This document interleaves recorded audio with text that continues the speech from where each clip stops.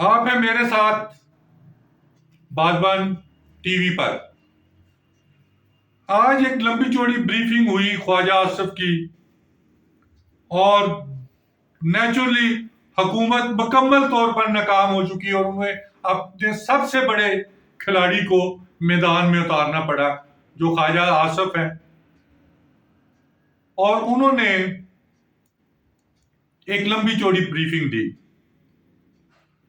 اور بیانیہ بنانے میں وہ ناکام اس لیے ہیں کہ وہ خود فلور آف دی ہاؤس کہہ چکے ہیں کہ آپریشن تیسی کر رہے ہیں. اور جرا طلال چودھری ہے وہ بھی کہہ چکا ہے ہم آپریشن کر رہے ہیں. لیکن وادی تیرا ان کے گلے پڑ گئی ہے، کیونکہ کے پی حکومت اور جو چار لڑکے نے سہیل افریدی، شفیع جان، مینا جان اور شاہد خٹک، وہ کیونکہ ان کا بیک پیک کوئی نہیں ہے. جب بندے کسی کا بیک پیک نہ ہونا تو وہ عوام کے یہ جو وہ ابھی وہ انہوں نے دکھایا کہ یہ دیکھیں جی نوٹیفکیشن، کہ انہیں کہ نوٹیفکیشن فارغ کر لیں. وہ تو خود کہہ رہے ہیں کہ یہ نوٹیفکیشن انہوں نے گن پہ ہم سے وہ ڈپٹی کمشنر سے سائن کروایا.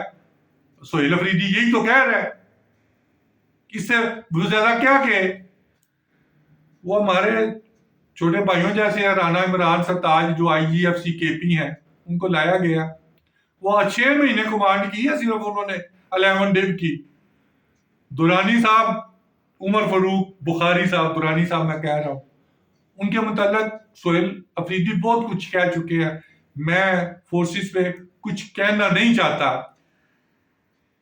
آنے والے دنوں میں کیونکہ بیانیہ اس لیے نہیں بنا رہے کہ وہ وفاقی حکومت 10,000 ارب روپے کی تو کرپشن کرتی ہے تو بیانیہ کیسے بنے گا.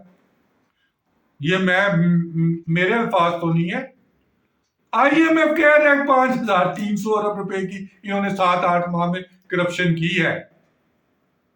تو یہ خواجہ آصف کی میں نے بعد میں یوٹیوب پہ پورا وہ دی ہے، وہ بھی دیکھ لیں.